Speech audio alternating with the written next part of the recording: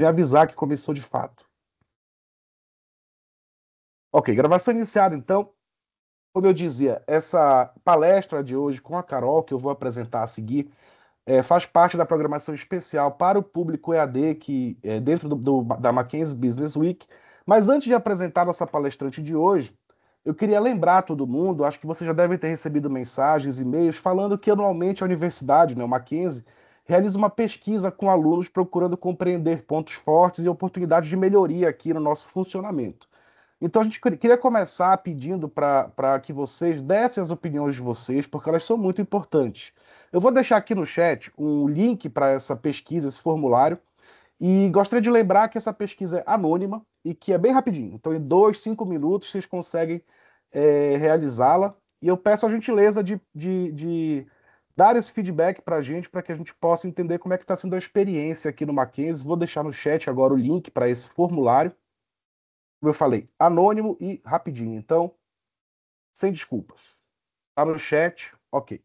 Então agora eu vou apresentar a Carol. E desculpe a intimidade, mas eu chamo de Carol porque já conheço há muitos anos e a gente tem uma proximidade muito forte. Mas a Caroline Góes Teixeira, ou Carol, é daquelas pessoas raras que vivem no cruzamento entre estratégia, sensibilidade e ação. Então ela é executiva de produto com visão global e uma mente que salta com facilidade entre São Paulo, Londres, onde ela sempre está, e uma planilha bem feita. E ela combina mais de 20 anos de experiência com um olhar afiado para o que realmente importa, que são as pessoas. Mas a Caroline não é só uma líder, ela é também anfitriã, atleta, cozinheira e cuidadora. Do planejamento meticuloso da sua própria festa de aniversário, com feijoada e marmitas solidárias, ao carinho com que ela elabora uma dieta que equilibra proteínas, afeto e airfryer, ela imprime propósito em tudo que faz. Ela é intensa. Então a cabeça pensa em dados e journeys e o coração pulsa pelo impacto. Ela não suporta o insight desperdiçado, mas sabe que nem toda boa formação leva a uma ação imediata. Às vezes é só sobre estar um passo à frente. Então ela comanda workshops como quem comanda uma orquestra. Acolhe, provoca, estrutura e transforma. Caroline é aquela pessoa que sempre faz as perguntas certas, mesmo quando está traduzindo ditados como, abre aspas, passarinho que dá bobeira no puleiro toma pedrada, fecha aspas, para o inglês britânico. E é crítica, mas generosa, séria, mas cheia de humor, organizada, mas sempre aberta ao imprevisível. E se você cruzar com ela, pode ter certeza, alguma coisa e você vai sair dali um pouco melhor. Então eu deixo vocês com a Carol, que além de tudo isso, ocupa uma posição de liderança como diretora global de produtos na RX. Então eu começo, antes de passar a palavra à Carol, queria agradecê-la por estar aqui conosco, agradecer por participar desse momento tão importante para a formação dos nossos alunos com pessoas que são lideranças no mercado brasileiro e internacional. Antes de passar a palavra também, queria me apresentar, né, para quem não me conhece, eu acho que todo mundo aqui, ou quase todo mundo, pelo menos, já passou pelas minhas aulas, mas sou o professor Tomás, dou aula aqui nos cursos EAD do Mackenzie. E antes de passar a palavra, agora sim, queria dizer que caso vocês tenham perguntas, comentários, fiquem à vontade para escrever pelo chat. Eu vou organizando aqui essas questões. E ao final da fala da Carol, a gente vai ter um tempo aí para bater um papo, para trocar ideias, a partir do que ela vai compartilhar aqui com a gente. Então, Carol, muito obrigado novamente pela sua participação aqui. E eu passo a palavra a você. Fica à vontade. Obrigada, Tomás, obrigada. Bom, é super uma honra para mim, não vou negar também, poder conversar com vocês e dividir um pouco da minha trajetória. Vou compartilhar aqui minha tela. Opa, não essa, eu sempre compartilho a tela errada, isso é a vida real, inclusive, das minhas reuniões de trabalho, já virou até motivo de piada no escritório, mas agora eu sei que vocês estão vendo a correta. É, é Caroline Góes, mas eu realmente prefiro que me chame de Carol, a menos que vocês sejam minha mãe e, de fato, queiram me dar uma bronca, porque apesar de eu já ser uma jovem senhora de 43 anos, ela ainda me dá bronca. Vou compartilhar um pouco a minha história com vocês, as minhas experiências, mas não significa que tudo isso seja uma grande verdade ou que seja uma verdade absoluta, porque histórias são únicas, pessoas são únicas e existem várias histórias a serem contadas. A minha é mais uma, e eu espero que de fato ajude vocês nesse caminho. Eu vou começar contando uma coisa para vocês, para logo de cara puxar o saco de vocês e ver se eu conquisto um espaço no coração, mas é uma história verdadeira. Durante um tempo, quando eu ainda trabalhava na organização aqui no Brasil, eu tive que pedir para eles começarem a esconder a universidade do currículo, porque eu tinha um viés bastante consciente de que se fosse maquinzista, eu dava uma preferência. Isso vem de um histórico bem positivo que eu tive com pessoas que eu contratei, então eu sempre tive essa preferência. Eu falei assim, gente, por favor, esconde a universidade, porque se eu vejo Mackenzie, eu passo na frente. E é verdade, tá? Mas já tô contando também para puxar o saco de vocês e ver se vocês me dão um bom quórum no final. Bom, a ideia aqui é falar sobre a carreira, né? E eu resolvi narrar a minha história de uma perspectiva de altos e baixos, bem contando a real para vocês, momentos de falhas também. Sou super aberta para perguntas, Tomás. Em algum momento você vê que é importante fazer uma intervenção, fica à vontade. E no final, estou super disposta a colocar aí perguntas e aprender com vocês também. Bom, eu preciso começar isso remetendo a menina do Tailleur Cor-de-Rosa e ao CRM do Parmesão. Bom, quando eu era mais jovem ou criança, eu tinha um sonho. E esse sonho era um pouco diferente das mulheres da minha época, das meninas da minha época, porque não era casar. Meu sonho era ser uma executiva. E eu tinha esse sonho que eu enfiei na minha cabeça de um dia usar um terninho cor-de-rosa e entrar no escritório e todo mundo olhar para mim, me respeitar. Eu acho que isso vem de um imaginário de filmes dos anos 80, que eram coisas bastante canceláveis no dia de hoje, mas eu me via daquele jeito, e bem inspirada por esses filmes dos anos 80, inclusive um ótimo e clássico que é Como Matar o Meu Chefe, mas que traduzia um pouco dessa mulher empoderada, dessa mulher que podia um pouco mais.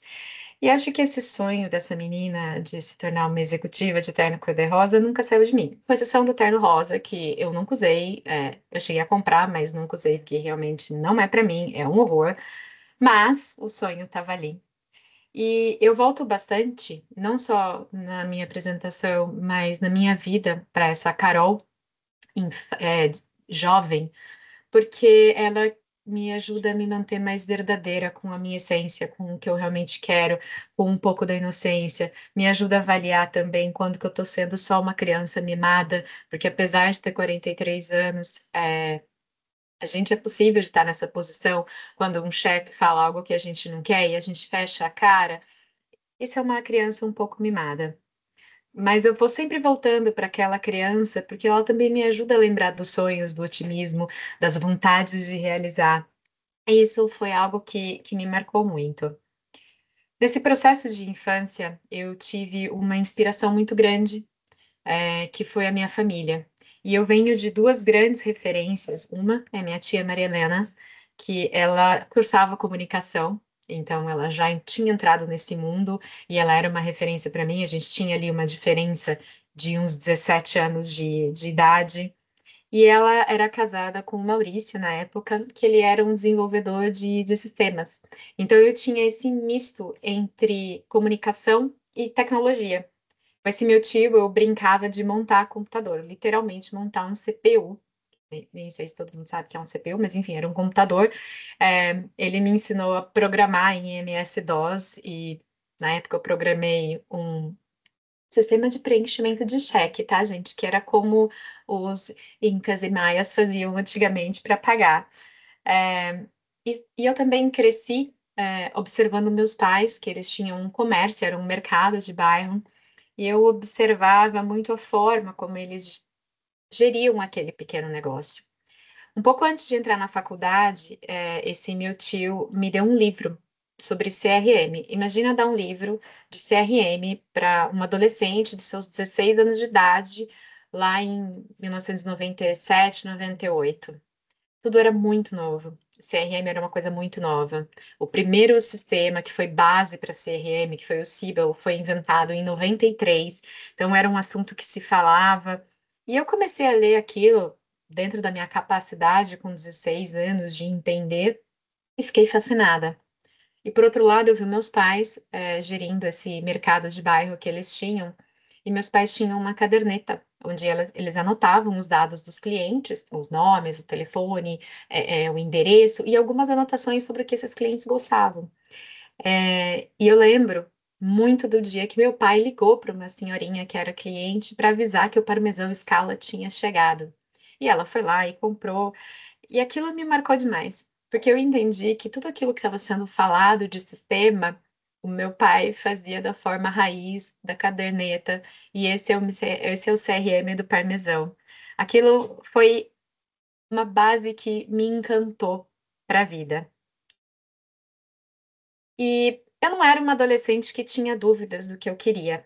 Eu sabia o que eu queria fazer profissionalmente, eu sabia que meu caminho era comunicação, mas não entendia como que a tecnologia ela ia entrar nesse caminho. Eu era daquelas alunas super dedicadas, super nerd mesmo.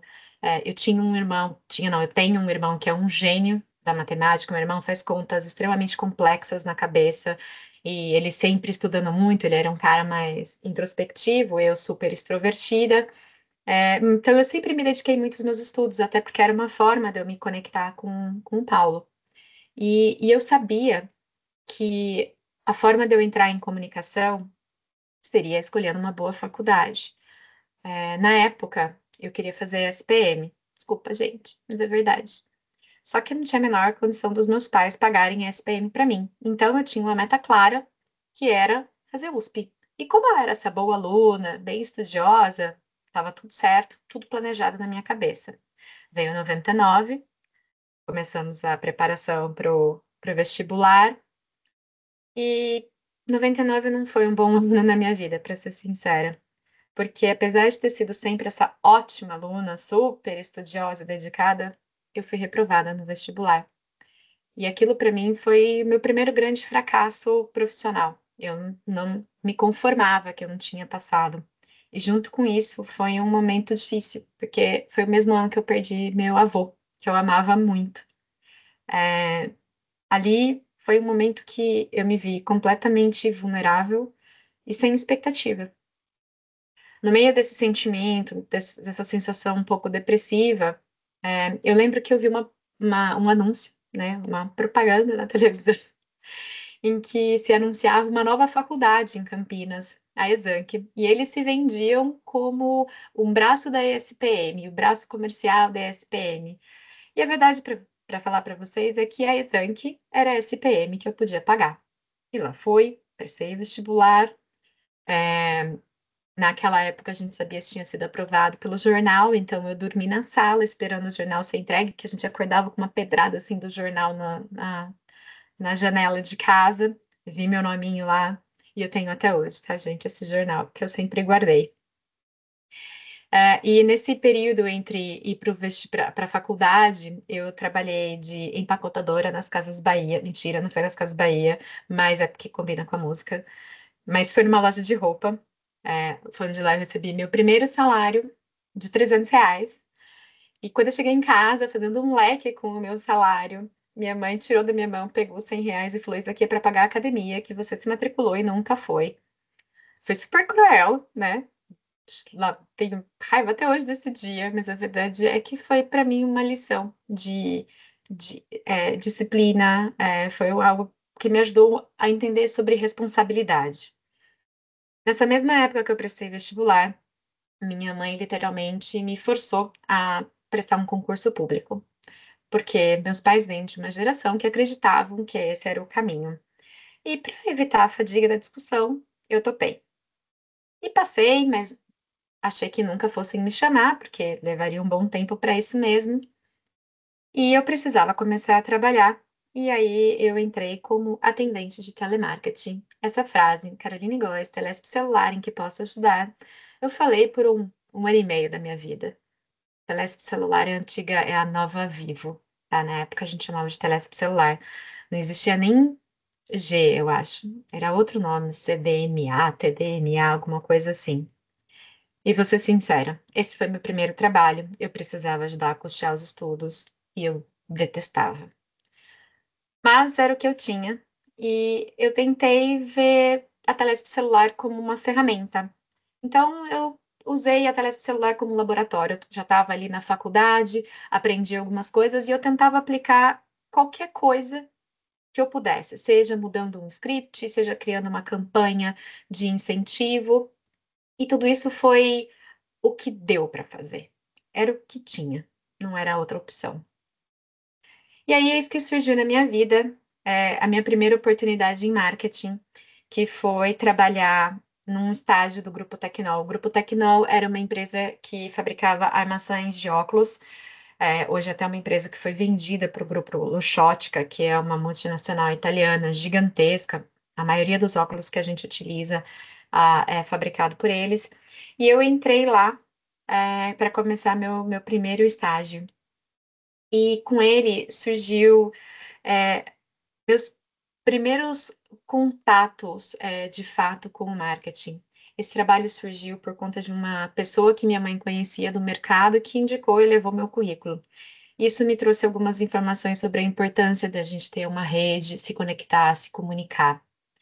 Eu entrei nesse estágio e eu respondia para Paula Carnielli. Foi minha primeira grande chefe de marketing. E a equipe de marketing era a Paula e eu. A Paula era filha do dono da empresa. Ela também era uma mulher que estava na sua busca pessoal de passar de parecer uma herdeira, mas para uma merecedora. E ela batalhava muito mesmo, porque ela queria conquistar o espaço dela e não herdar o espaço dela. E foi um contato que eu tive muito forte, e uma identificação com o quanto mulheres precisam se provar em espaços onde elas normalmente são subestimadas. E eu vi ela viver isso por muitas vezes. E essa equipe, esse exército de duas, foi muito bacana. Eu acordava super cedo, pegava ônibus, pegava fretado, porque eu trabalhava na fábrica, direto para a faculdade, chegava super tarde para trabalhar, dia seguinte tudo de novo. Mas lá foi onde eu tive as minhas primeiras vitórias profissionais também. Eu lembro que na época a gente fez uma campanha e a gente teve um anúncio de página inteira na Folha de São Paulo. Gente, aquilo no comecinho dos anos 2000, era o sucesso do sucesso. E eu tenho até hoje esse jornal guardado também. É, Além disso, a gente não tinha muita verba de marketing, mas ao mesmo tempo a gente precisava promover os produtos. E novelas da Globo era uma grande oportunidade nessa época. E eu lembro que a gente montou uma estratégia usando a nossa assessoria de imprensa e a gente conseguiu colocar os óculos na antagonista da novela Celebridade, que na época era um boom. Celebridade, Maria Clara, uma cena clássica da Malu Mader batendo na Cláudia Abreu, e enfim, a gente conseguiu colocar os óculos lá. E tudo isso eu e a Paula desbravando juntas e aprendendo juntas. É, Ali também surgiu algo crucial, que foi minha paixão por pesquisa de marketing. A Paula me deu a oportunidade de trabalhar com professores super renomados da Unicamp na época que faziam pesquisas de mercado, pesquisas de desenvolvimento de produtos. Foram metodologias incríveis que eu aprendi muito cedo na minha carreira e que me mostrou o quanto que é importante a gente de fato colocar o cliente no centro, ouvir ativamente, e buscar novas formas de aprender e inovar. E eu vou dizer uma coisa para vocês. Eu amava minha vida de stag. Era muito legal. E eu também dormia no banheiro de vez em quando, porque, né, gente, chegar em casa 11h30 da noite, jantar aquele pratão de arroz e feijão para cuidar às 5 não era fácil, não. Tava vivendo o meu bom momento. Bom, e aí vem o meu momento de Joseph Klimber. Eu não sei se vocês vão pegar a referência, eu espero que vocês peguem, porque era uma sketch de comédia antiga que era maravilhosa, muito engraçada e eu ri muito. A vida é uma caixinha de surpresas. E eu tava ali, florescendo profissionalmente, indo super bem, obrigada, feliz, arrasando com a Paula, até que eu recebo um telegrama na minha casa. Não sei se vocês sabem o que é um telegrama, mas também era uma forma de comunicação que havia antigamente, dizendo que eu tinha sido convocada para assumir meu cargo naquele concurso público que minha mãe tinha pedido para eu prestar. E eu não queria, nunca quis ser funcionária pública. Eu sempre bradei muito fortemente. Eu não estou procurando estabilidade, eu quero desafio, sempre muito cheia de mim. Mas o que aconteceu é que no meio daquele florescimento, eu fui conversar com a Paula e falar, quem sabe ela não me efetive, e ela me contou que que a empresa ia mudar de cidade, com isso ficaria inviável eu continuar na empresa. Foi uma conversa muito profunda, a gente chorou bastante juntas, porque a gente sabia o que a gente estava construindo ali, um laço de duas mulheres criando algo de verdade, porque carreira é isso também, ela é sobre criar vínculos, mas também existem preços a se pagar. Aquela mulher de 30 e poucos anos segurou a mão de uma jovem que estava super em início de carreira, e aquilo foi algo que me marcou muito sobre a importância de sempre dar a mão para outra pessoa, especialmente se for outra mulher, não vou negar. E eu saí, então eu fui trabalhar no banco, odiando a experiência, mais uma vez, mas eu sabia que eu precisava pagar a faculdade, porque senão aquele sonho de executiva do terninho cor-de-rosa, ela não ia acontecer. E mesmo não gostando do ambiente, não gostando do que eu tinha que realizar, eu tentei transformar em aprendizado. Dali eu tirei algumas coisas bem importantes, que é aprender um pouco sobre finanças corporativas, aprender um pouco sobre como é a gestão de uma empresa de fato, que é você ter que pensar, inclusive, como que você vai negociar uma taxa de juros, qual é o melhor tipo de empréstimo, qual é a melhor opção para você coletar a receita dos seus clientes. Então, tudo isso eu fui fazendo um pouco como na Telesp celular, tentando trazer o que que eu tenho aqui na faculdade, nesse meu desejo enorme de continuar trabalhando em marketing, que eu poderia aplicar aqui, e fui tentando. É, tive bons apoios lá também, eu tive uma gerente que tentava que eu fosse para a área de marketing, mas eu trabalhava na agência. E essa também foi uma forma de eu começar a entender sobre o protagonismo, a gente ter a carreira na mão, de que às vezes você está num lugar que não é o que você quer, você está num trabalho que não é aquilo que você sonhou, mas é você que define o que você faz, e você pode ter atividades paralelas que supram um pouco esse desejo que você tem de algo maior, entendendo que é uma fase. Um fato engraçado é que quando eu tive o meu último dia no banco, a agência foi assaltada, então foi polícia, foi helicóptero para todo quanto é lado, e foi assim meu último dia de trabalho no banco, dramático como a história até aqui. Bom, legal banco, muito obrigada por tudo, e era hora de partir.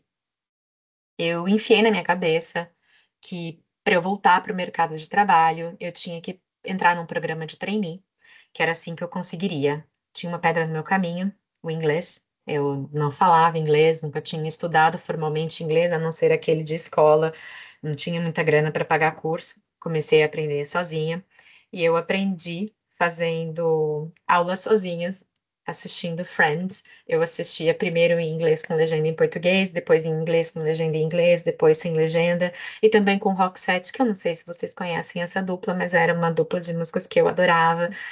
Talvez algumas vocês conheçam.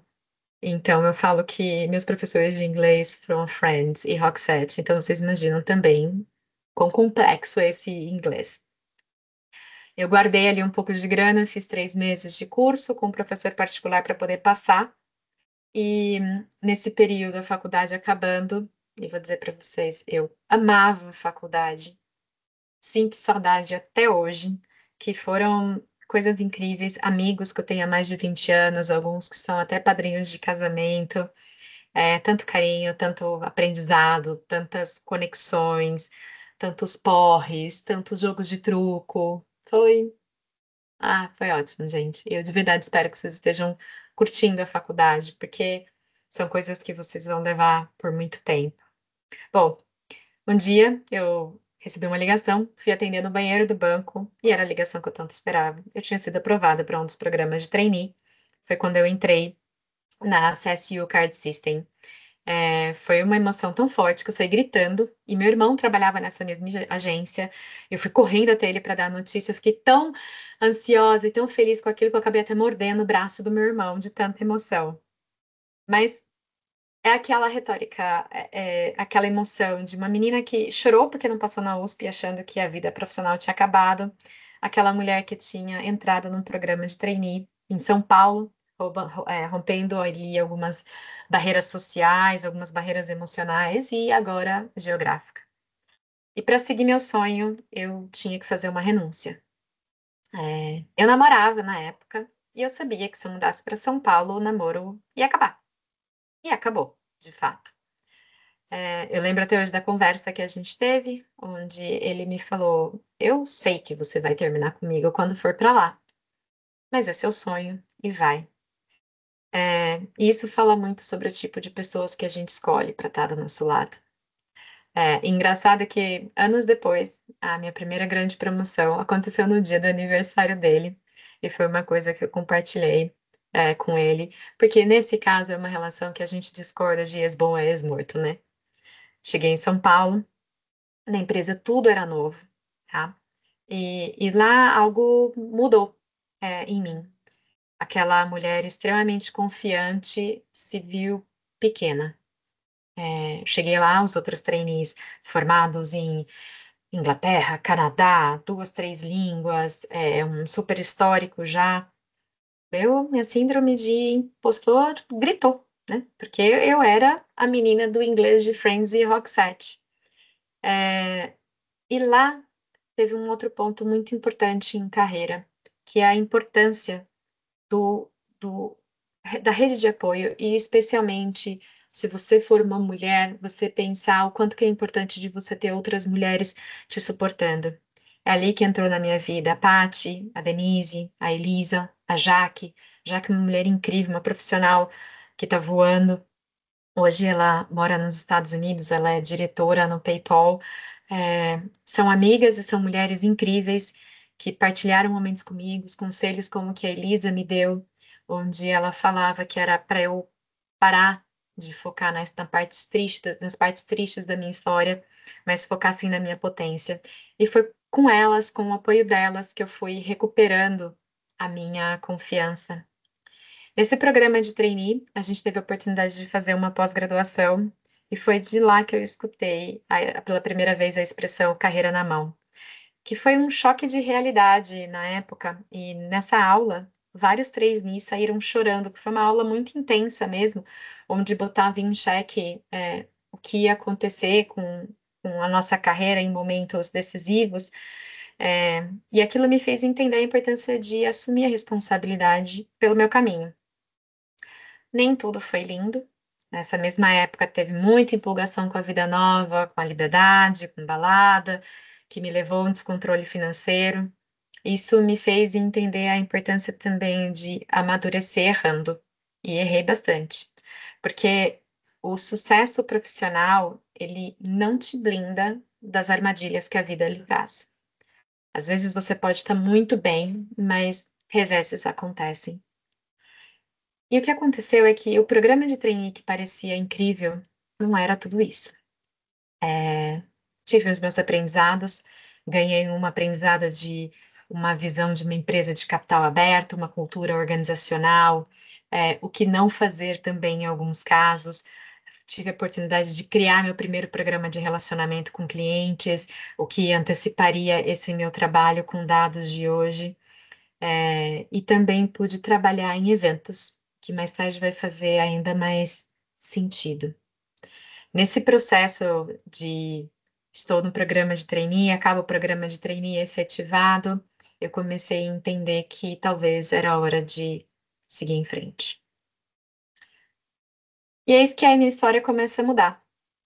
Um amigo meu da faculdade me chamou para uma vaga na empresa que ele estava trabalhando. Ele me falou o nome da empresa, eu não consegui nem entender. O que? Cantra Machado? É uma empresa de quê? Real estate? Não consegui entender com o que era, mas eu falei, não, tudo bem. Tá aqui meu currículo. E foi uma coisa que eu só segui o instinto para ver o que, que ia dar nisso tudo. E foi o começo de uma história que dura quase 17 anos já. Foi quando eu fiz minha entrevista para a RX Global. Hoje chama RX Global, na época a empresa se chamava Reed Exhibitions Alcântara Machado. Eu fiz a entrevista com o Paulinho, que seria meu futuro chefe. é Paulo Rezende, o nome dele, mas até hoje eu chamo ele de Paulinho, pelo carinho que eu tenho com ele. E meu outro chefe, o Rony, que é o argentino mais legal que existe no mundo. Eu dizia que ele só perdia para o Messi e para o Papa, mas agora essa piada já não cai mais muito bem. Mas o Rony foi uma pessoa também fundamental na minha carreira. Essa empresa, Reed Exhibitions, tinha acabado de adquirir esse colosso que era o Alcântara Machado no Brasil e tinha um choque cultural muito grande. Eu não me reconhecia nem de um lado e nem de outro, porque as pessoas da Alcântara Machado eram vistas como antiquadas, as pessoas da Reed Exhibitions eram vistas como inexperientes e arrogantes, e eu entrei ali no meio da aquisição. é, e o fato de não estar nem de um lado e nem de outro me ajudou a ganhar bastante liberdade e sensibilidade para observar os dois lados, aprender, construir pontes. Foi muito sobre gestão de mudanças, foi muito sobre integrar a cultura, sobre construir alianças nesses ambientes corporativos, porque a gente depende demais de pessoas e de alianças. De um lado, os executivos gringos que vinham com técnicas e performances, de outro lado, pessoas como o Sr. Anselmo e o Bortoli, que duas figuras super emblemáticas, eles não sabiam mexer no computador, diversas vezes eles me pediam para ajudar a configurar alguma coisa no celular deles, mas eram pessoas que faziam eventos há 40 anos, e as melhores histórias que vocês podem imaginar, eu ouvi dessas pessoas. É um contraponto super importante no mercado de trabalho, porque a gente, quando é um pouco mais jovem, a gente acha que sabe tudo. A gente acha que tem todas as respostas. Mas a verdade é que ver esse balanço dos dois lados me ajudou também a construir a visão que eu tenho que dados são sobre pessoas. Porque nem sempre você precisa de um Excel para resolver alguma coisa. Nessa mesma época, começou uma grande revolução, os canais de comunicação, as redes sociais começaram a brotar mais fortemente. E eu lembro até hoje de um e-mail que o Roli mandou para mim e para outras gerentes de marketing. Foi um momento muito icônico que ele falava: pessoal, tem essa coisa aí chamada Twitter, que eu não sei muito bem como é que isso vai fazer diferença na nossa vida, mas eu preciso que vocês que são mais jovens entendam o que tem que fazer. E eu estava literalmente ali, nesse momento de transição do analógico para o digital, sem saber o que a gente tinha que fazer. E na época ele pediu para que eu provasse que rede social poderia de fato ter um impacto para atrair cliente. E aí a gente criou o Twitter Festival. Não tinha nenhum budget para isso, nenhum orçamento.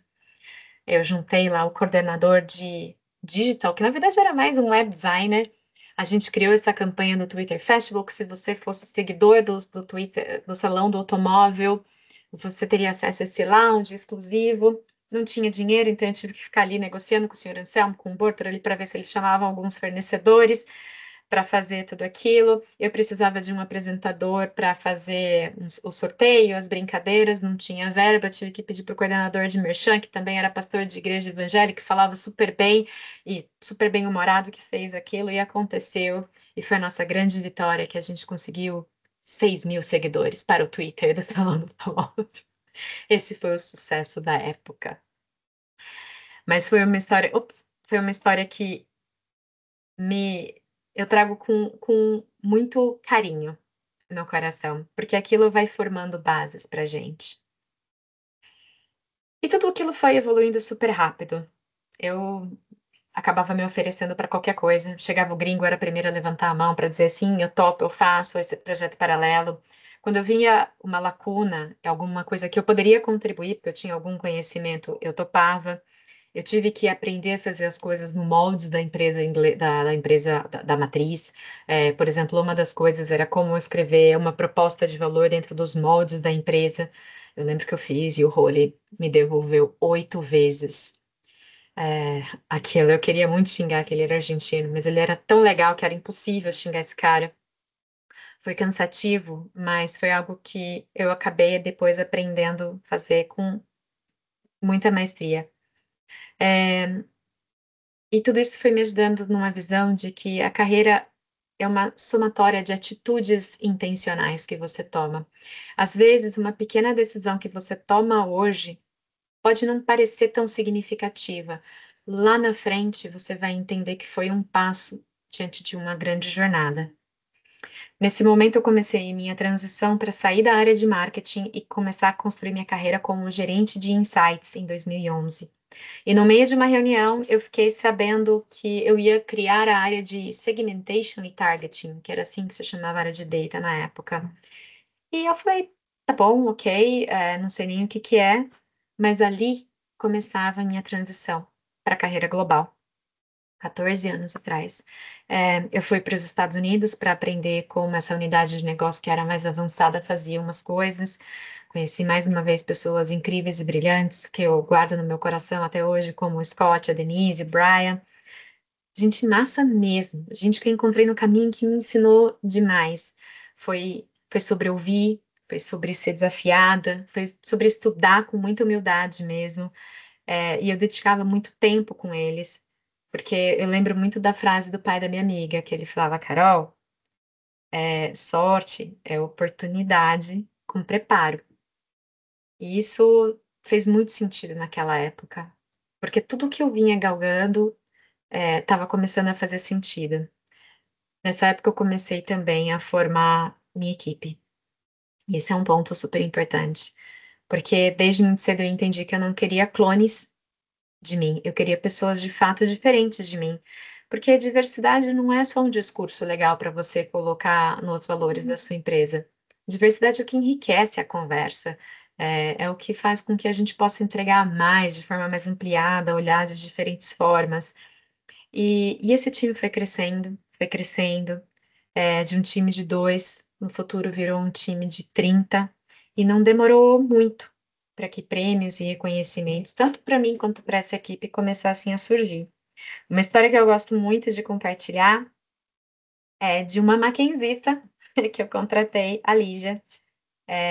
Eu contratei ela na época para ser assistente. Ela não tinha uma única experiência, assim, de alguns meses, mas eu contratei a Lígia e eu brinco que era porque ela tocava violino. E na minha cabeça, se ela toca violino, ela pode fazer qualquer coisa. Mas a verdade é que a Lígia, ela tinha um brilho no olhar, que era algo muito único, uma vontade de fazer. E ela foi uma das melhores contratações que eu tive na minha vida. Talvez esse seja o grande mapa mental que eu tenho do meu viés de contratar pessoas no Mackenzie.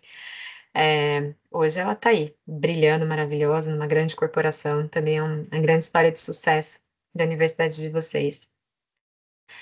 Mas mais uma vez, eu preciso lembrar para vocês que nem tudo são flores. E lembra que eu falei que eu já não tinha controlado as minhas finanças muito bem? O negócio degringolou feio, e foi só ladeira abaixo. E o cheque de R$ 142 é uma história real, que eu tive um cheque devolvido de R$ 142. E para mim, pela estrutura familiar que eu venho, isso foi uma grande humilhação, porque o nome, a honra, era algo muito importante. Minha avó, professora, falava muito isso. E eu entendi que eu estava sem controle algum, e eu fui voltar a morar com os meus pais. Aquilo parecia uma derrota, parecia um passo para trás, mas eu tive que absorver muito fortemente que um passo para trás também servia para ganhar impulso.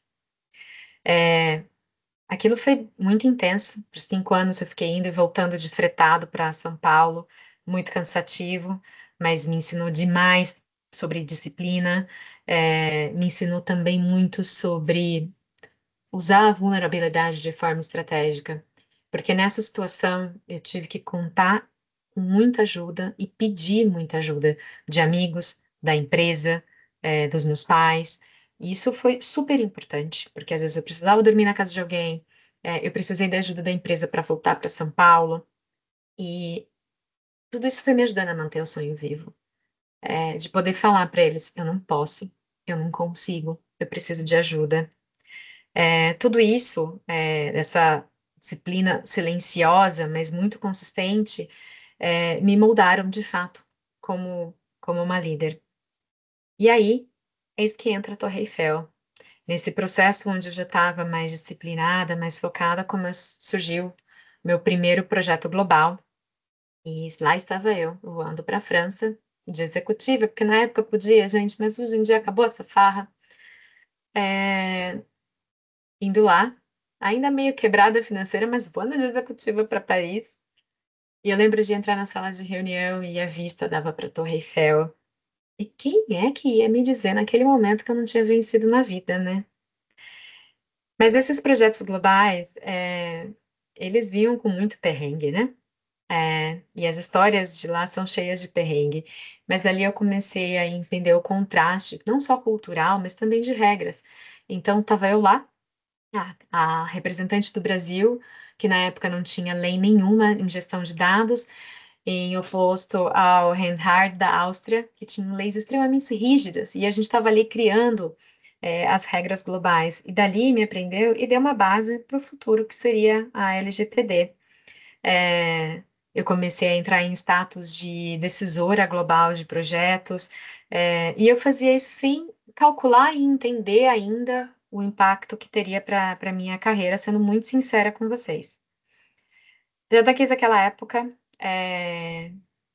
começaram algumas sugestões para que eu me mudasse, que eu assumisse um cargo nos Estados Unidos, e eu não queria. Eu sou uma típica brasileira, um descendente italiano, muito apegada à família, e meu não sempre foi retumbante. Eu não vou para fora.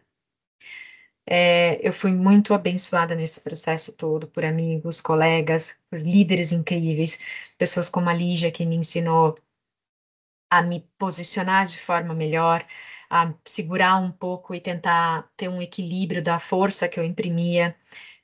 Foi a pessoa que falava muito sobre se você quiser começar a viajar, você tem que começar tirando o seu passaporte. Parece simples, mas é uma fala extremamente poderosa. Ou o André, que trouxe uma visão muito mais moderna de marketing para a gente, e é como a gente começou a brilhar. E aí, a carreira foi decolando, me estabeleci financeiramente, voltei para São Paulo, cada vez mais independente e pronta para conquistar o mundo. Já estava liderando projetos mais complexos, inventando ainda o que não existia, antecipando tendências globais, criando plataformas internas, estruturas de times, fortalecendo parcerias. Mais uma vez, três mulheres super cruciais na minha vida: a Maria, a Vanessa, a Cris Prado. A gente fez coisas incríveis. Hoje a gente olha para trás e a gente vê o quanto que a gente desbravou, a gente revolucionou sem inteligência artificial, e ai, como eu queria que tivesse inteligência artificial na época. E a gente construiu muita coisa junto. Eu amava trabalhar loucamente, era super orgulhosa disso, mas o preço foi bem alto. Em abril de 2017, lá março e abril de 2017, eu trabalhei mais de 40 dias em um único dia de folga. E isso representa o que muita gente acredita que é sucesso, que é a glorificação do esforço contínuo, mesmo que isso custe saúde. Ainda bem que a gente tem as gerações mais novas vindo agora para desafiar a gente, entender que dá para ser diferente, que não precisa ter essa relação tão tóxica com o trabalho. E no dia 1º de maio de 2017, eu estava no meu apartamento, cortando uma cebola para cozinhar, e eu comecei a perder o controle da minha mão. Comecei a perceber que minha boca foi entortando para esse lado, e eu falei, bom, tô tendo um AVC, eu vou morrer. Depois disso foram flashes, acordei na cama, juntei o que eu tinha de força, fui para o escritório para conversar com o presidente da minha empresa na época, o Fernando, e eu contei o que tinha acontecido e minha preocupação, e eu ouvi essa frase: essa Carol não serve. Essa frase que ele falou não é que foi cruel, porque não era sobre a gente não quer a Carol que teve um burnout. É porque ele sabia quanto que eu estava sendo tóxica comigo mesma. E ele já vinha me observando e ele falava que não era essa Carol que a empresa precisava, que ele precisava de uma Carol saudável. Ele estava me protegendo de mim mesma. E foi de uma força brutal a frase dele. Ele tomou meu celular, eu tirei 2 semanas de licença, e foi o começo de um processo extremamente intenso de autoconhecimento, terapia, meditação, porque eu precisava me reconectar comigo e encontrar um equilíbrio. Nessa época, eu até escutei da minha psicóloga que não havia espaço na minha vida para um relacionamento, porque eu já era casada. eu era casada com o trabalho. E é fato, eu era mesmo. Enquanto todo esse processo de autoconhecimento acontecia, eu fui ali buscando meu próximo passo e eu sabia o que eu queria. Eu queria ser diretora de experiência do cliente, eu queria criar essa área. E foram meses de negociação, não só para mim, mas para pessoas à minha volta, porque eu sempre tive muito forte que a gente só cresce de verdade se a gente cresce junto.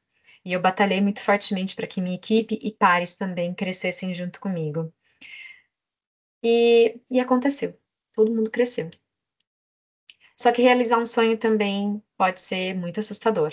Eu fui promovida a diretora, na época tinha a minha sala chique, aquela cadeira maravilhosa, uma poltrona de couro, copa, meu próprio banheiro. Mas quando eu sentei naquela mesa, naquela cadeira, naquela sala, vazia, sozinha, distante da equipe, eu mais uma vez me senti pequena. E eu falei essa frase para o presidente da empresa: você perdeu uma excelente gerente e ganhou uma péssima diretora. Mas eu vou ficar em silêncio. Eu tive muita sorte de, na empresa, ter vários treinamentos, vários cursos e seguir muito forte também no meu processo de autoconhecimento. Então, eu agarrava muito essas oportunidades. Fiz mentoria, que foi super importante para entender o que era importante para mim na época, e entender para que eu fosse me desenvolvendo. Com as dores do crescimento veio as dores físicas também. Foi mais ou menos na época que eu descobri que eu tinha endometriose, meu corpo estava pedindo por socorro, ao mesmo tempo que eu tentava performar. E isso toca em questões extremamente importantes, mais uma vez, sobre mulheres em cargos de liderança, que às vezes a gente é ensinada a ignorar dor para não parecer fraqueza. Eu já cheguei até a sair de evento de ambulância, porque eu fui até meu limite. Eu já tinha tido um burnout, mesmo assim não tinha aprendido. E a Carol, que achava lindo trabalhar 12 horas por dia, começou a dar lugar para uma Carol que precisava de equilíbrio, que percebia a importância do limite, da energia e do valor real.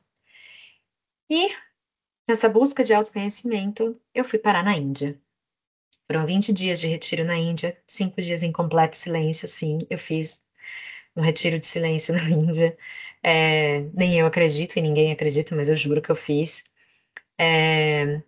E assim que eu terminei esse processo de silêncio, que foi bastante intenso, que a gente descobre coisas incríveis, e Índia é um capítulo à parte na minha vida, eu terminei o silêncio, eu tinha ali mais 5 dias na Índia, e eu falei, legal, foi ótimo, mas eu tô indo embora. Voltei pro Brasil tampando champanhe, porque a vida é isso, né? Equilíbrio. E ali, quando eu voltei, né, que é aquela metáfora quando a gente não para, o corpo para pela gente, dessa Carol workaholic e obcecada pela entrega, eu postergava muito a minha cirurgia, mas aí a pandemia veio e me parou junto com a doença. E nesse processo eu fiz a cirurgia, esperava que 15 dias eu voltaria, acabou que eu peguei uma infecção e fiquei 3 meses afastada, o que nunca tinha acontecido antes. E quando eu voltei, recebi uma ligação do presidente e eu falei, bom, vou ser demitida, né? Todo mundo está sendo demitido na pandemia. E, na verdade, eu fui promovida para assumir um cargo global, levando um produto que a gente tinha criado no Brasil.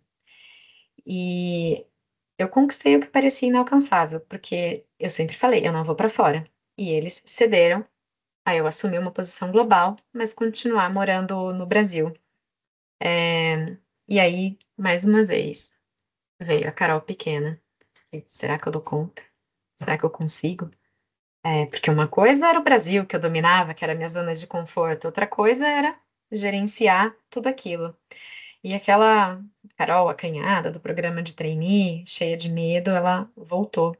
Só que agora mais consciente, com mais ferramenta emocional, entendendo que o reconhecimento externo não preenche um vazio de que se a gente não está em paz com a gente mesmo, a coisa não vai. O produto que eu criei virou referência. Foi um produto que a gente desenvolveu no Brasil e foi uma visão de negócios que veio de realmente escutar cliente, de realmente ter parceria com colegas, porque foi construída a muitas mãos esse produto. É, e nesse mesmo período que o produto foi levado para ser escalado mundialmente, eu entendi que tinha uma oportunidade de rever o modelo de negócio, uma oportunidade que quintuplicaria a receita do produto. E tudo isso ao mesmo tempo que eu ficava com aquela pergunta: o que que eu estou fazendo aqui? Como é que eu vou falar com esses gringos?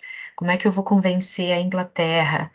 É, isso é uma coisa muito interessante, esse processo, porque eu estava ali realizando, sendo reconhecida, sendo chamada, e ainda assim com uma grande insegurança. Muita gente não percebia, porque eu acho que eu disfarçava muito bem, mas a grande verdade é que essa pergunta, será que eu dou conta? E eu me escondi por, acho que 2 anos. É, mas as conquistas, elas vêm de uma história de quem nunca deixou de tentar aprender. Bom, nesse desafio de quintuplicar, é, vem junto uma parte da minha história que é de altos e baixos. Quem que não gostaria de colocar no currículo que quintuplicou sozinho o faturamento de um produto, né? O que ninguém sabe é o que aconteceu no momento decisivo para isso. Eu sou apaixonada por gatos. Essa é a Naná, minha única gatinha, minha companheira de 20 anos, que acompanhou essa trajetória toda que eu tô contando. Logo depois do meu aniversário de 40 anos, eu fui para a Inglaterra, porque eu precisava convencê-los a aceitar esse novo modelo de negócios, e se eu convencesse a Inglaterra, o resto do mundo acompanharia. Me preparei super para isso. Diversas apresentações super legais, cheias de animação. Eu estava sozinha, nem meu chefe acreditava que eu ia conseguir fazer isso. E fui lá, pronta. 10 minutos antes de eu entrar nessa reunião, eu recebi uma mensagem da minha mãe avisando que a Naná tinha morrido. E eu tinha atravessado um oceano para convencer 20 pessoas a adotar uma ideia que eu tinha tido. Eu fui no banheiro, respirei fundo, liguei para minha tia, dei as orientações para ela do que fazer para ajudar minha mãe, engoli o choro, entrei na reunião, fiz a reunião, deu tudo certo, conquistei. Eu saí, olhei para o meu chefe e falei: eu tô indo embora. Porque às vezes a vida impõe esses momentos pra gente mesmo. A Ana viveu 20 anos comigo e foi maravilhoso. Mas como ela também era uma peste, é óbvio que ela tinha que ir embora numa, numa hora imprópria. Mas é a vida. Não deu para comemorar muito, por motivos óbvios, mas aconteceu. Aconteceu também a multiplicação do dinheiro, é, e parecia que, ok, tá tudo certo. Acontece que não foi só pela morte da Naná que não deu para comemorar. Nesse momento, eu cometi um erro muito grave. Eu deixei de prestar atenção na adoção do produto. Eu estava tão focada na receita que eu esqueci da adoção do produto. E essa frase, o cliente não está usando o seu produto, ela veio do CTO. E aquilo doeu. Eu falei, caramba, no ano que eu multiplico por 5 a receita, a, a NSM do meu produto tá uma porcaria. Eu falei, ok. Juntei minha equipe inteira. A gente montou uma operação de guerra com processos ágeis, a gente testou várias coisas, a gente ouviu de fato o cliente, a gente refez mensagem, lançou versões mais simples, criou um board, a gente fez muita coisa, a gente testou, a gente validou e usou os dados para ter certeza daquilo que a gente estava fazendo. O que acontece é que esse CTO, ele deu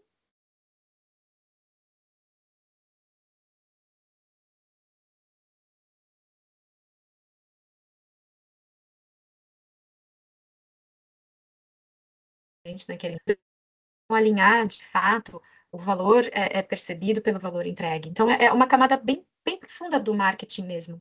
Algo que eu gosto de dizer sobre o declarado versus o comportamental. Tem um livro que fala Everybody Lies. Esse livro é fantástico, porque é verdade, todo mundo mente. E também existem formas e formas de perguntar para as pessoas. E a gente foi ali não só ouvir o cliente, mas ouvir o dado também para mudar essa história. E deu certo. O produto escalou globalmente, a gente mais que triplicou a adoção do produto. Isso me levou a conseguir levar para ainda mais países. E podendo levar para ainda mais países, eu tive ali mais uma vez aquele choque, de culturas. liderando pessoas na Índia. Então, hoje eu tenho uma equipe de mais ou menos 20 pessoas, uma parte está na Índia, uma parte está nas Filipinas, uma parte está na Inglaterra. Fui aprendendo como administrar cada pessoa, cada cultura, entendendo as diferenças. Coisas simples, como se a reunião com o Japão começa às 10, você entra às 9h58. Entender que britânico atrasa sim, é, que tem uma série de coisas que você pode fazer, e conforme eu fui conhecendo essas pessoas, eu fui entendendo que a gente pode ter todos os dados disponíveis, mas nada substitui de fato o componente humano. É, essa carreira internacional me trouxe uma oportunidade maravilhosa, que foi poder dar mentorias para mulheres do mundo inteiro. É, tive a oportunidade de mentorar uma gama muito diversa de mulheres, mulheres trans, mulheres pretas, mulheres do Japão, mulheres da Europa, do Brasil, pessoas em início de carreira, pessoas em transição, é, e, e foi muito bacana fazer parte da trajetória dessas mulheres. Eu vou dizer para vocês, sem querer soar pedante, mas você vê uma pessoa que você lidera e mentora crescendo, dá mais satisfação do que o seu próprio crescimento. Porque é incrível, porque você consegue ver ali um pedacinho seu também. E eu aprendi o quão independente de onde você está regionalmente, são pessoas, pessoas que querem ser vistas, que querem ser compreendidas, que querem ser valorizadas, que têm medo, que estão ali, assim como eu, e assim como qualquer pessoa em outro cargo. Então, se conselho fosse bom, a gente vendia. Eu separei aqui 7 aprendizados. Apesar de 7 ser meu número favorito, foi uma coincidência que virou 7, porque o que eu queria deixar de mensagem final para vocês é que essa carreira na mão e sem fronteira não é só sobre subir, subir e subir. É crescer por dentro também, de fato. É ampliar o mundo que você tem, mas continuar inteira. Não se quebrar nesse período. E se quebrar, juntar. É saber a hora de correr, é saber a hora de parar, é a hora de ser líder, é a hora de ser gente, porque o sucesso de verdade mesmo é aquele que a gente vive de peito aberto, mas com o pé no chão. E ao longo da minha carreira eu fui recebendo conselhos, se eu puder dizer, aprenda com os dois lados. E eu estou usando dois, mas pode ser três, pode ser quatro, pode ser cinco, pode ser seis. Mas o importante é não escolher extremos, escuta, observa, combina e cria o seu próprio caminho. Tem o dinheiro do foda-se. Desculpa pelo palavrão, mas é a melhor forma de colocar. É muito importante que a gente tenha uma gestão financeira para que a gente não se perca no caminho, para que a gente tenha especialmente autonomia e liberdade para tomar decisões. Porque se você tiver num trabalho que está te fazendo mal e você tiver essa condição, esse dinheiro do foda-se, que é aquele dinheiro que pode te manter um tempo sem trabalho, você tem autonomia para tomar essa decisão e não ficar onde não lhe cabe mais. Carreira a gente faz junto. Eu lembro que minha professora da faculdade, eu encontrei com ela recentemente, ela me deu um potinho de biscoito que ela chamava de potinho de gratidão, que ela falava muito sobre que eu todo ano mando Feliz Dia dos Professores, mas isso é sobre reconhecer quem faz parte do seu caminho, porque ter boas pessoas do seu lado é fundamental, e mesmo as pessoas ruins que possam cruzar o seu caminho, elas têm muito para te ensinar.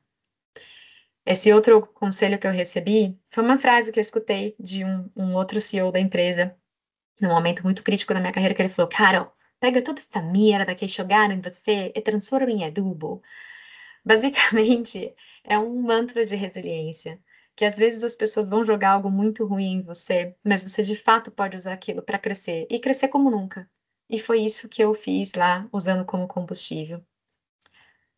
Eu sei que a gente, no começo da carreira, a gente está super ansioso para que as coisas aconteçam, mas o tempo precisa de tempo. Leva tempo. Uma carreira não é uma corrida, é uma travessia. É muito tempo para chegar nisso. A gente pensa às vezes muito ter em um cargo de liderança, um cargo alto, mas liderança não é sobre comandar, é literalmente sobre servir. É sobre abrir caminho para que mais gente possa caminhar. Porque a gente só cresce se a gente faz junto. E siga em construção. Se você ou qualquer pessoa perguntar o que que eu quero da minha carreira agora, qual é o meu próximo passo, A grande verdade é que essa pessoa aqui, essa executiva, essa diretora global de uma multinacional que tem um produto que fatura milhões e milhões de dólares, não faz a menor ideia do próximo passo. Estou tentando descobrir e ter feito essa apresentação para vocês aqui me trouxe bastante insight. Obrigada pela honra de vocês me ouvirem. Espero que tenha ajudado e estou aqui aberta para perguntas se vocês tiverem. Carol, muitíssimo obrigado pelo relato, não só honesto, mas muito potente, né? Mostrando muitos lados aí importantíssimos. A gente está acostumado, talvez, a pensar em alguém numa posição de liderança global, numa direção global, aquela pessoa que não tem vulnerabilidade, que não tem, né? Que é blindada de tudo. E achei muito Uh, legal, muito honesto, muito inspirador te ouvir aqui. Tenho certeza de que o pessoal compartilha esse sentimento que eu tô agora de impacto com a tua fala. Obrigadão mesmo por participar. Pessoal, se tiver algum comentário, alguma pergunta, pode fazer, mas eu vou furar a fila. E eu fiquei muito curioso quando você falou que não sairia do Brasil. E, né, queria ficar no Brasil e tal. E eu não vou falar que eu tô curioso. Por quê? Porque eu também já passei por uma situação parecida de escolher ficar no Brasil. Acho que a gente compartilha dessa brasilidade, essa paixão pelo nosso país. Mas eu queria saber como é que é a experiência de liderar uma equipe global, e aí em termos mais práticos, assim, daqui de tá. São Paulo. Fuso horário, como é que é? Você falou que tem gente das Filipinas, da Índia, da Inglaterra. Como é que você administra isso aí na sua carreira? Olha, Tomás, não é simples, tá? Eu já entrei em reunião às 3 horas da manhã. Para semana que vem, agora, a gente tem um showcase que a gente faz e eu vou ter que entrar às 5 da manhã na reunião. Eu sei que essa é a vida, essa é uma decisão que eu tomei. Se eu morasse na Inglaterra, eu não passaria por isso. Então, eu comecei a organizar minha agenda de acordo com as pessoas que eu preciso falar. Então, eu começo o meu dia normalmente umas 8 da manhã. Às vezes começo bem mais cedo, mas eu priorizo as pessoas das Filipinas e da Índia primeiro, e aí eu deixo as pessoas da Inglaterra para depois, então minhas reuniões são para mais tarde. Todo mundo entende isso hoje, não é tão difícil, mas às vezes acontece. E aí, se eu tenho essa reunião das 5 da manhã, me programo antes, me organizo com meu marido e mudo um pouco os meus horários. Uma outra coisa que eu aprendi é que a gente precisa sim de ferramentas para fazer essa administração, para as pessoas serem mais independentes. Eu acredito piamente que empoderamento é uma frase muito bonita, mas empoderamento só existe se você der informação e recurso. Então, por exemplo, hoje eu sou uma pessoa que detesta microgestão. Mas a gente tem lá um board no Gira, que é o sistema que a gente usa, onde todo mundo sabe a atividade e eles põem tarefas para eu fazer. Então, às vezes ficam tarefas para eu fazer no dia da noite. Eu sei o que é urgente, eu já faço de manhã. O que precisa de reflexão, eu faço à tarde. Mas, Tomás, é aprendendo todo dia. Assim, 2 passos de sucesso e um tropeço nessa história. E abrir, tá, tive dificuldade. E você mutou mais. Agora sim, travou É, aqui o botão. Então as pessoas estão apaixonadas pela tua fala aqui, tá todo mundo falando que é apaixonante, que é inspirador, muito potente, que adorou, obrigada. sensacional, Nunca valorização errado. humana real, meiga e poderosa, gostei dessa. Ai, meu Deus, esse meiga aí é só porque eu tô aqui um pouco nervosa, gente. Não sou Meiga e tanto, não. poderosa, trajetória incrível. E eu vou compartilhar aqui um comentário que eu achei muito bonito da Adriana, que fala o seguinte: Caroline, parabéns pela palestra. Me identifiquei profundamente com muita coisa que você disse. Tenho 52 anos e estava há 30 anos sem estudar, e sua fala me tocou de um jeito muito especial. Foi como se pela primeira vez em muito tempo eu me visse representada em um espaço de aprendizado. Bonito. Você trouxe suas experiências com tanta verdade e sensibilidade que me senti acolhida e, acima de tudo, motivada a continuar nessa jornada. Eis o objetivo dessa conversa aqui, né? Que bom, Adriana. É, Muito obrigada que por compartilhar lindo, sua trajetória de forma tão inspiradora. que lindo. E olha, Adriana, deixa eu te contar uma coisa. Aqui, vou tentar ver se eu consigo pegar. Eu tenho um livro. é, Eu vou só te contar uma história muito rápida. Esse livro aqui, Águas de Partida, da Raquel Bassan. Raquel Bassan é a mãe da Paty, aquela menina que eu citei, que fez parte da minha trajetória, que foi trainee comigo. Raquel Bassan é uma mãe judia que levava muito a sério a criação. Ela entrou na faculdade aos 60 anos de idade e hoje ela está no segundo best-seller dela, no segundo livro que ela escreveu. A Raquel é uma tremenda fonte de inspiração para mim. Então, cara, que massa, que massa. Vai fundo, que tem muita mulher que pode se inspirar por você. Maravilha. Ó, a Elaine falou o seguinte: Carol, você consegue avaliar se o perfil de liderança sempre te acompanhou ou você foi se preparando estrategicamente para isso? Bela pergunta, Elaine. Também estou curioso. Ai, Elaine, pra ser sincera, eu sou Mariana, né? Eu sou Ariana bem demoníaca. Sim, tem um episódio que eu relatei recentemente na terapia, quando meu irmão é 4 anos mais velho, ele estava fazendo a apresentação dele na escola e acabou a apresentação dele, eu nem na escola estava, eu fiz minha unha botar no palco. Então, sim, eu sempre tive esse perfil mais líder mesmo, mas ter perfil não significa que você é um bom líder ou vai ser um bom líder. Eu tive que passar por muito processo de autoanálise e conhecimento para criar, de fato, uma liderança saudável, uma liderança é, próxima, uma liderança de servir. Hoje, minha antiga equipe da Reed, eles têm um grupo de WhatsApp comigo até hoje. Uma delas foi minha daminha de casamento, a Lígia do violino, claro. É meu xodozinho, não vou negar. Mas foi muito aprendizado, porque assim, o fato de você ser uma pessoa extrovertida te ajuda muito, porque eu acho que o mundo corporativo não é justo com os introvertidos.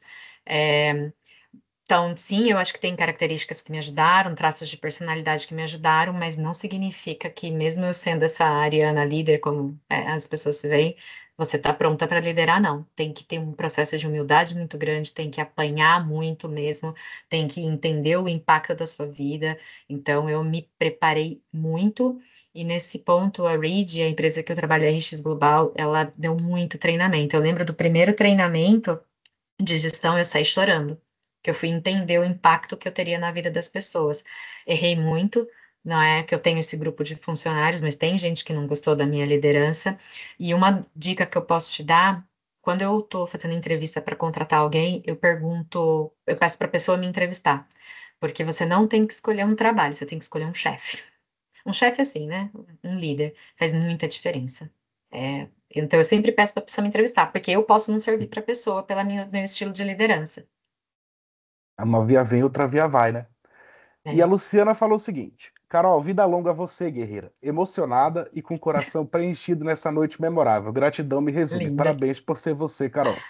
Obrigada. Comentário. Que linda. E aí o Peterson falou um negócio interessante aqui, que era uma pergunta até que eu tinha anotado aqui, Ah, diante do seu relato poderoso, que ele falou, sua explicitada, não entendi muito bem, talvez a explicitação da sua ah, caminhada, e ser sincericida lhe dá mais força?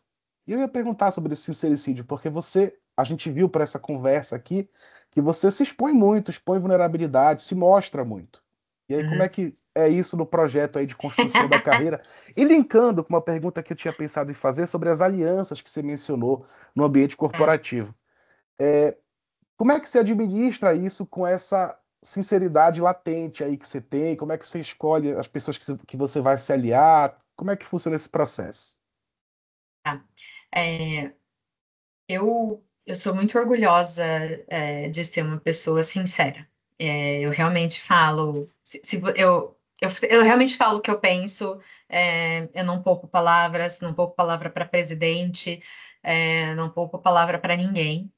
Só que, a duras penas, eu aprendi, que sinceridade não tem que ferir. Então, eu machuquei muitas pessoas no caminho. Eu tive alguns feedbacks de pessoas que trabalhavam comigo sobre o fato de eu falar de forma muito agressiva. E como eu não sou muito sensível, se a pessoa me dá um feedback, se alguém falar, ai, Carol, acho que da próxima vez você pode fazer uma apresentação com cor vermelha porque fica mais vibrante. Eu vou falar, tá bom, tudo bem. Eu não me dói. Então eu também acabo não tendo tanta sensibilidade às vezes. Mas sabendo disso, e tendo ferido, sim, pessoas no caminho, eu comecei a rever esse meu sincericídio. Então, assim, você pode sim ser sincera, mas você não tem direito algum de magoar alguém. E isso foi algo que eu tive que aprender a equilibrar. É, mas eu sempre falo, se você está pedindo a minha opinião, Você quer realmente saber o que eu penso? Então, e eu falo assim, você quer a versão polite, mas, por exemplo, com o meu chefe atual, que é um vice-presidente sênior lá globalmente, eu não tenho papas na língua para falar com ele, mas é porque a gente construiu essa relação. Então, da mesma forma que ele fala para mim verdades que às vezes eu tenho que falar, ui, nossa, essa daqui pegou aqui, né, aqui bem no baço, né? Eu também falo para ele, mas também tem um custo, tá? Não vou negar para vocês, não, tem um custo sim. Tem gente que não gosta, no meio do caminho vocês vão encontrar pessoas egóicas, pessoas vaidosas, que não importam. Então, assim, eu gosto muito de usar aquela ilusão, aquela metáfora aquela história da roupa do rei, né? Que eu sempre fui muito aquela criancinha que apontava, o rei tá pelado! E o rei continua andando firme e forte, então tem que saber dosar de fato. Me serviu muito bem, mas também me feriu bastante nesse processo. Não vou dizer que foram só flores, não. Hoje, para mim, é mais sobre dosar.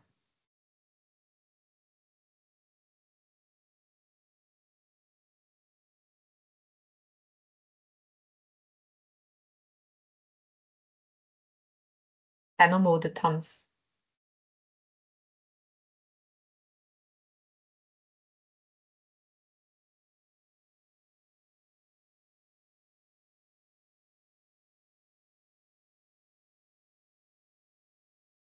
Tá.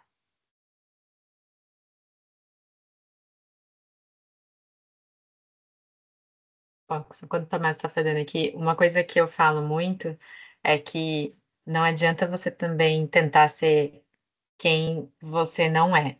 Então, assim, se você é uma pessoa mais extrovertida, não adianta você fazer de introvertido. Se você é uma pessoa que não gosta de gestão, de microgestão, não adianta você se forçar. Uma hora você pode aprender, mas não adianta você se distanciar da sua essência. Carol, Mas obrigado mesmo por me assim, socorrer aí.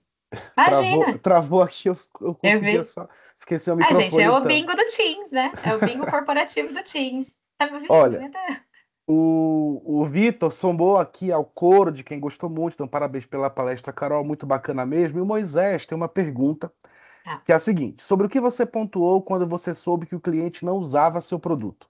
É possível afirmar que a cocriação de valor por parte dos clientes sempre pode afetar uma empresa ou produto? com certeza.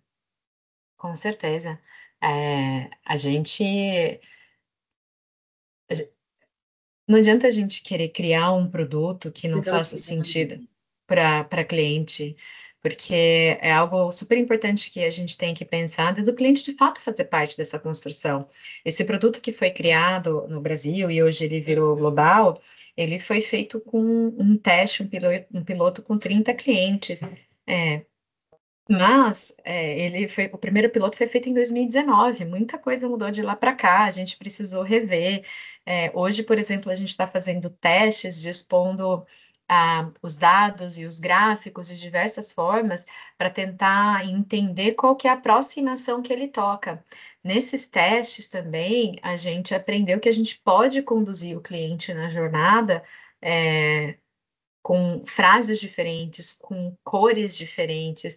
Não é nenhuma invenção da roda, isso daí todo mundo sabe, mas é o ponto de você testando e adequando. Então, assim, numa empresa de eventos, a maior parte dos clientes são pequenas e médias empresas. Eles não vêm com um aparato gigantesco, com uma estrutura de times e pessoas. Então, é sobre aprender quem ele é, como ele quer usar, quando ele quer usar. Eu lembro que na época da faculdade, quando eu falei que um dia a Rede Globo ia ser sob demanda, riram na minha cara. Né? E tá aí, podia ter inventado a Globoplay e ia estar, né, o quê? Nas Maldivas nesse momento, mas não. Eu mantive a ideia só para mim. Mas com certeza, e trazer o cliente para a criação do produto é muito legal. Aquela experiência que eu falei de pesquisa, quando eu me apaixonei, a gente criava armações de óculos e a forma como a gente criava, a gente pegava pedaços do óculos e o cliente que montava. Ah, é essa haste dessa cor, com esse formato, etc. Então, Com certeza, com certeza. Se o cliente não quer, ou se você não soube colocar da forma correta, no momento correto para ele, porque a jornada é dele, a jornada é o que ele lembra, provavelmente não vai ter resultado. Às vezes a gente quer impor um produto que a gente acredita que funciona, e assim, as pessoas têm muito essa mania. Não, mas meu primo que usa este óculos fala isso, e o mundo é tão grande, gente. A gente é uma fração tão pequena do mundo, né? Eu lembro de uma professora minha de pesquisa, a Renata Volock, que ela contou uma coisa fantástica, né? Porque ela trabalhava na Unilever e eles tinham lançado um sabão em pó que era de outra marca, não era o Omo. E a ideia era que fosse vender, era uma marca mais presente no Nordeste. E o produto não estava emplacando, não estava emplacando. E na época ela foi fazer uma pesquisa que era. Meu Deus, esqueci a metodologia, que é quando você vai na casa do cliente e você fica ali experimentando etnografia.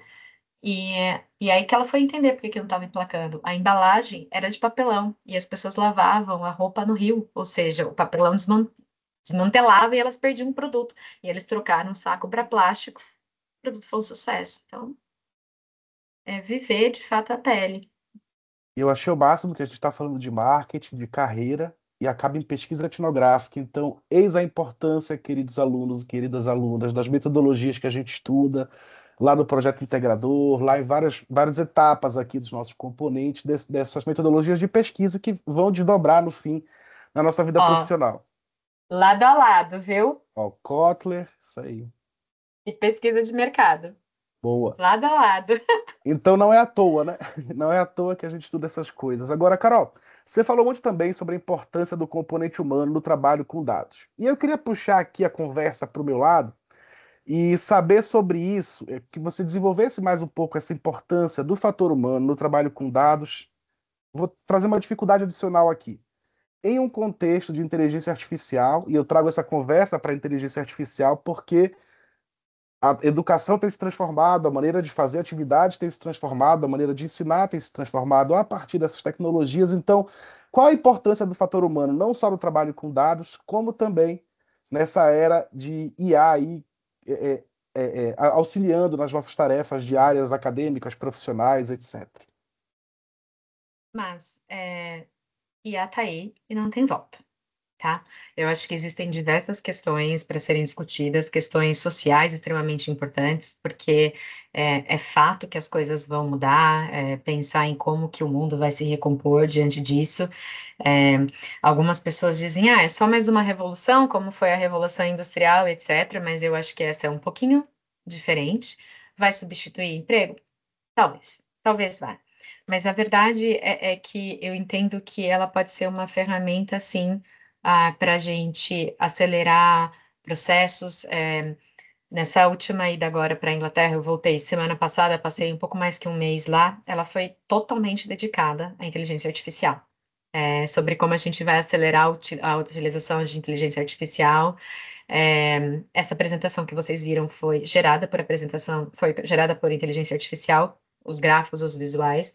Só que para gerar essa inteligência, para gerar essa apresentação, não saiu do nada. Eu não coloquei um prompt simples e fiz isso. O que aconteceu foi o seguinte: eu passei alguns dias enviando áudios para o chat GPT, que é o que eu uso para questões particulares, e falando, chat, eu vou começar a narrar para você um pouco da minha trajetória e ao final vou te pedir algumas tarefas.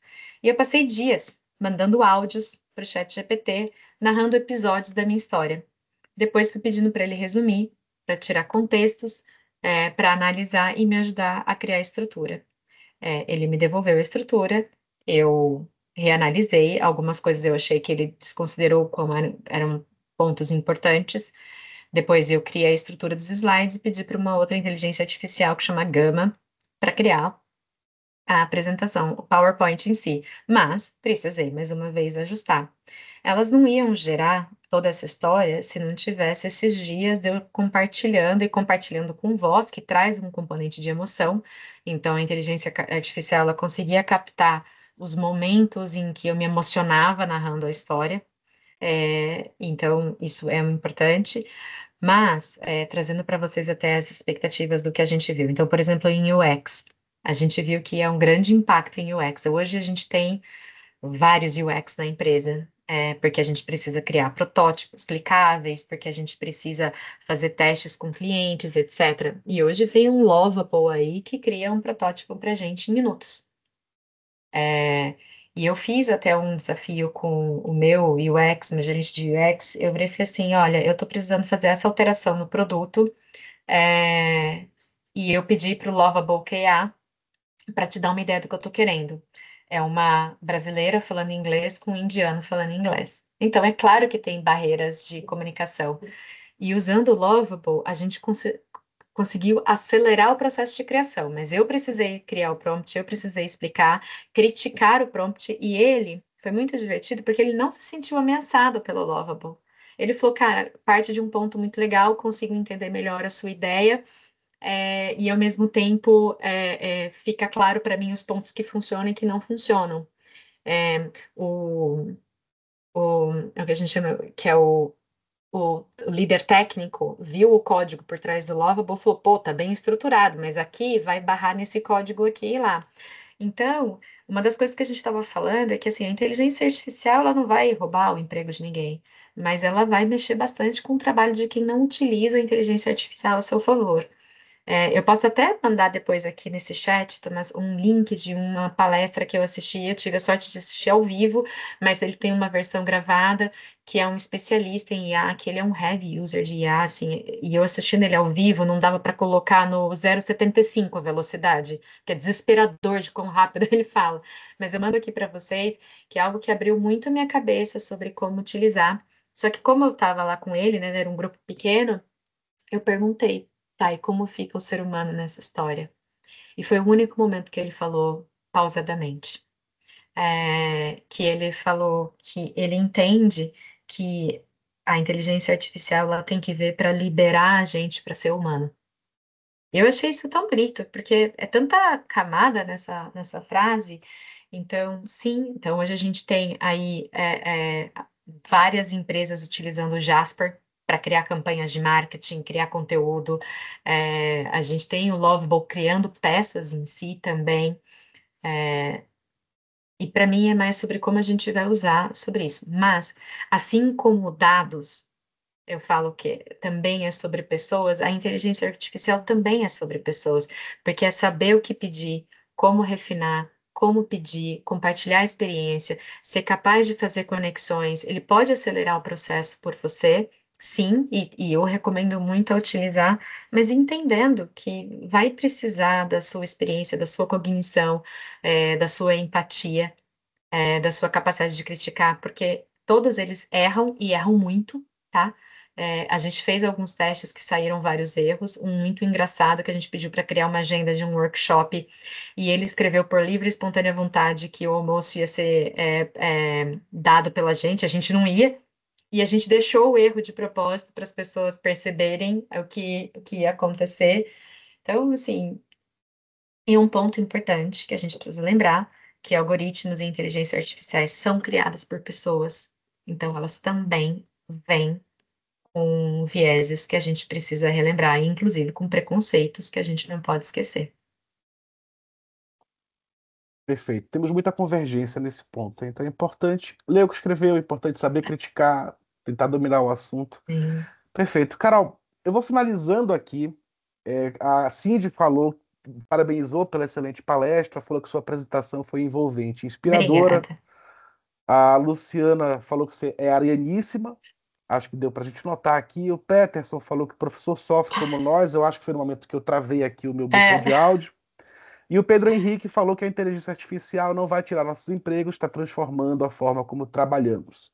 Então, quem se adaptar e nem aprender a acho. utilizar de forma estratégica e assertiva continuará relevante. Então é isso, fator humano. Queria finalizar mesmo com essa pergunta do fator humano importantíssimo também nesse campo aqui tão latente agora nas nossas discussões universitárias e acadêmicas. Então, poderíamos ficar mais algumas horas aqui batendo papo, Carol. Foi uma Sempre. delícia. Obrigado novamente por ter topado o convite, por conversar aqui com o pessoal. Como eu falei, a gravação vai ser disponibilizada depois para a gente ampliar essa conversa, ampliar essa discussão. Então, eu te agradeço muito por participar aqui. E vou encerrando então, pessoal, já 10h25, quase 10h30 da noite. Obrigado também por quem esteve aqui, ficou aqui conosco Sim. até esse horário. Tô com medo de flopar, mas vou propor um print da tela aqui do nosso encontro. Então, quem quiser abrir as câmeras, na hora que eu travei, inclusive, eu estava tentando liberar as câmeras de vocês, não sei se eu consegui, vou tentar aqui de novo. Mas quem ficar à vontade para abrir as câmeras, se ficar, propõe um print aqui do nosso encontro. Eu acho que vocês estão habilitados. Boa, temos aqui. Boa. Então, eu vou fazer um print aqui, pessoal, com quem abriu a câmera, para a gente registrar. Um momento. Vou falar já, hein? Um, dois, três e já. Pronto, depois eu envio aqui para todo mundo. Obrigado, pessoal. Obrigado, então, pela participação de todo mundo e vou encerrando por aqui, Oh, gente. parabéns. Valeu. Obrigada, gente. Foi uma honra para mim. Muito obrigada, viu? Muito obrigado a Obrigado. você. Obrigado. Obrigadão mesmo, Carol. Eu vou encerrar a gravação, então, e todo mundo liberado. Pessoal, obrigado. E valeu pela participação de todo mundo. Carol, novamente, muito obrigado. Valeu, Tomás. Eu vou passar o link aqui, tá? Daquela palestra que eu falei. Boa. Tchau, gente. Boa noite. Combinado. Boa noite. Tchau, tchau.